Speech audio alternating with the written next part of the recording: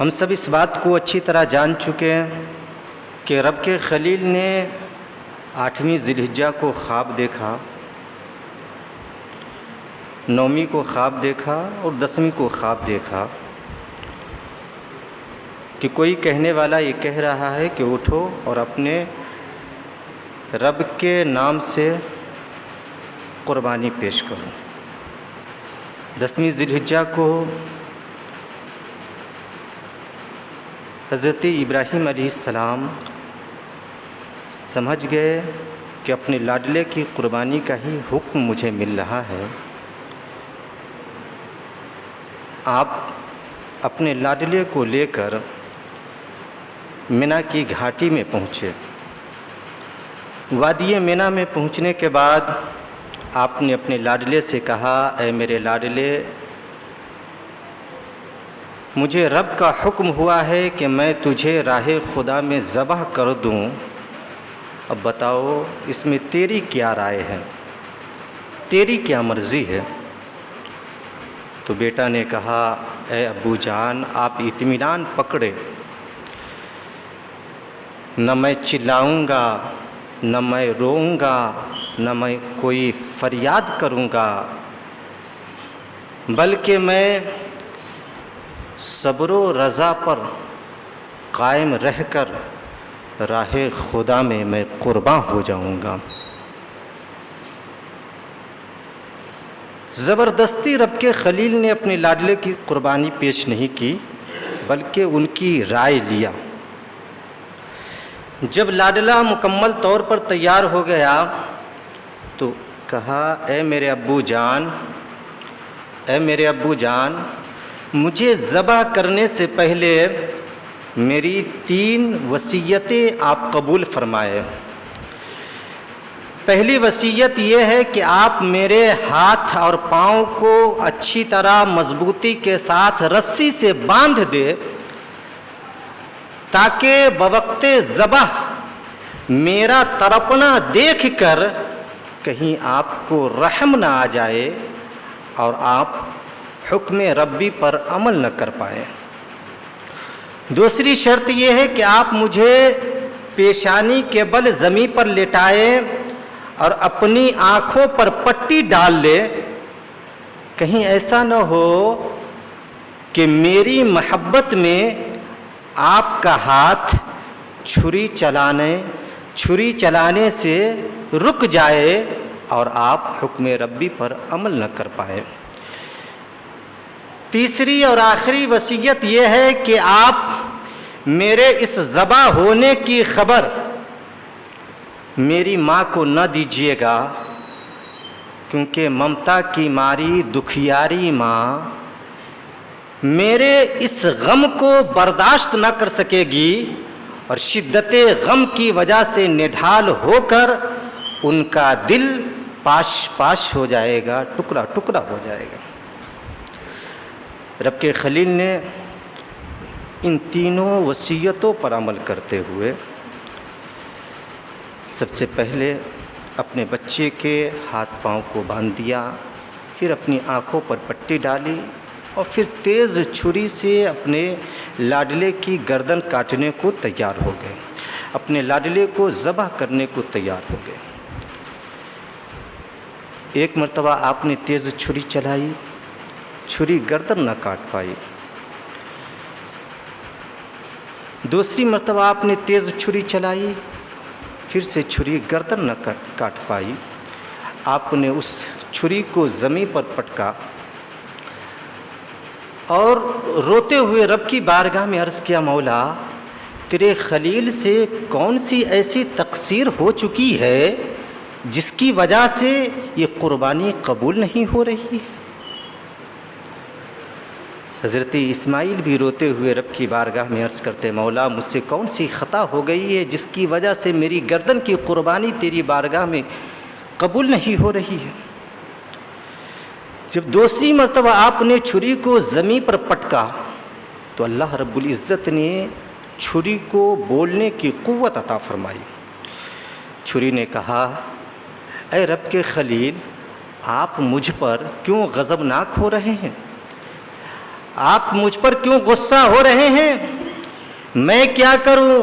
میں تو مجبور ہوں، کیونکہ ایک طرف رب کا خلیل ایک مرتبہ کہتا ہے کہ کاٹ، دوسری جانب رب جلیل 70 مرتبہ کہتا ہے کہ مت کاٹ۔ اب آپ ہی بتائیے کہ میں آپ کی فرما برداری کروں یا رب جلیل کی فرما برداری کروں؟ گویا چھری یہاں سے یہ سوال بھی پوچھنا چاہ رہی ہے کہ اے رب کے خلیل، میں مانتی ہوں کہ میرا کام ہے کاٹنا، لیکن میں یہ بھی مانتی ہوں کہ آگ کا کام ہے جلانا۔ جب آپ نے نمرود کی جلائی ہوئی آگ میں چھلانگ لگائی تھی، تب آگ آپ کو کیوں نہیں جلائی تھی؟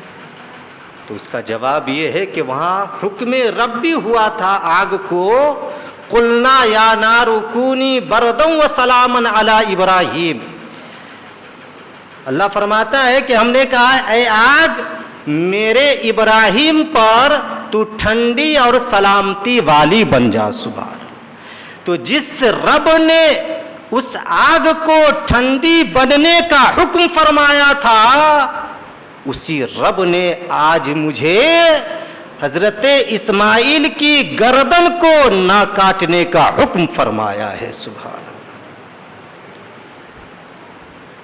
تیسری مرتبہ جب حضرت ابراہیم علیہ السلام چھری کو تیز کر کے پھر سے گردن پر، اپنے لاڈلے کی گردن پر چلانا چاہا، تو اللہ رب العزت نے بلبل سدرہ سے فرمایا اے بلبل سدرہ جنت جا، وہاں سے دمبا لو اور اسماعیل کو اٹھا کر اس کی جگہ پر دمبا کو لٹا دو۔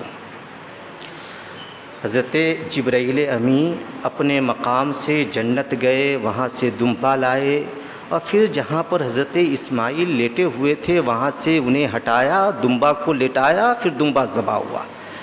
جب یہ قربانی پیش ہو گئی تو حضرت ابراہیم علیہ السلام مسکراتے ہوئے اپنی آنکھوں سے پٹی ہٹایا تو آپ دیکھتے کیا ہے کہ یہاں تو دمبا ذبح ہو کر پڑا ہوا ہے اور حضرت اسماعیل علیہ السلام بغل میں کھڑے مسکرا رہے ہیں۔ سبحان اللہ۔ جب اس منظر کو بلبل سدرہ نے دیکھا تو اللہ اکبر کا نعرہ بلند کیا، اللہ اکبر کا نعرہ بلند کیا۔ اس کے بعد حضرت اسماعیل نے لا الہ الا اللہ واللہ اکبر کا نعرہ بلند کیا۔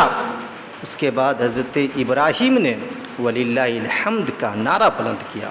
اب اسی کو تکبیر تشریق بھی کہتے ہیں۔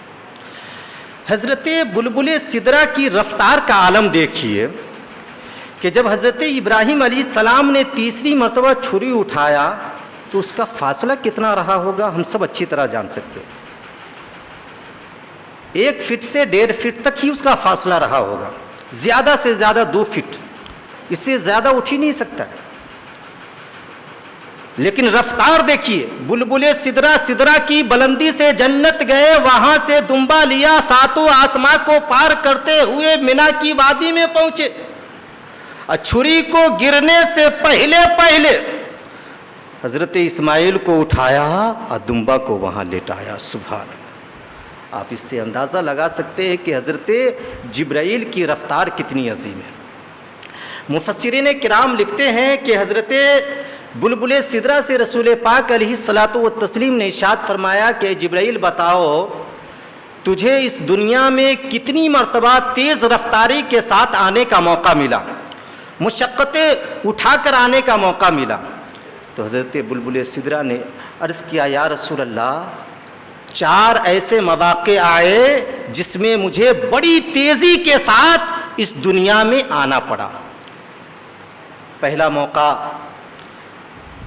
جب حضرت ابراہیم علیہ السلام کو آگ میں ڈالا جا رہا تھا، رب نے فرمایا اے جبرائیل میرے خلیل کے آگ کی تہ میں پہنچنے سے پہلے جنتی تخت لے کر جاؤ اور میرے خلیل کو اس پر بیٹھاؤ۔ سبحان اللہ۔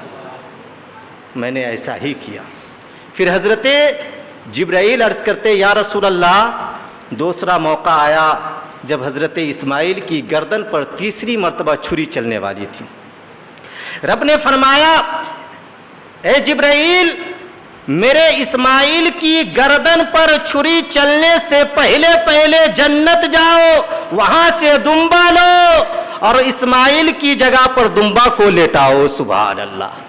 حضرت جبرائیل کہتے ہیں یا رسول اللہ میں نے ایسا کیا، بڑی تیزی کے ساتھ اس سفر کو طے کیا۔ تیسری مرتبہ جب حضرت یوسف علیہ السلام کو ان کے بھائیوں نے کنویں میں ڈال دیا اور رسی کاٹ دی، اللہ نے فرمایا اے جبرائیل جنتی تخت کو لے کر جاؤ اور اسماعیل کو پانی کی تہ میں پہنچنے سے پہلے جنتی تخت بچھا کر انہیں بچا لو۔ سبحان اللہ۔ انہیں اس پر بیٹھا لو۔ سبحان اللہ۔ تو حضرت جبرائیل کہتے ہیں میں نے ایسا ہی کیا۔ اور چوتھی مرتبہ یا رسول اللہ جب احد کے میدان میں آپ کے دندان مبارک شہید ہوئے تو رب قدیر نے فرمایا اے جبرائیل فوراً جاؤ اور میرے محبوب کے منہ سے جو خون گر رہے ہیں اسے اپنی ہتھیلی پر لے لو، ورنہ خون کا اگر ایک قطرہ بھی زمین پر گر گیا تو صبح قیامت تک اس زمین سے نہ کوئی سبزی اگے گی نہ کوئی درخت نکلے گا۔ یا رسول اللہ میں فوراً آیا اور آپ کے منہ سے جو خون کے قطرے نکل رہے تھے میں نے اسے اپنی ہتھیلی پر لے لیا۔ سبحان اللہ۔ یہ ہے حضرت جبرائیل کی رفتار کا عالم۔ اللہ تعالی ہم سب کو بزرگان اعظام اولیاء کرام سے سچی پکی محبت کرنے کی توفیق عطا فرمائے۔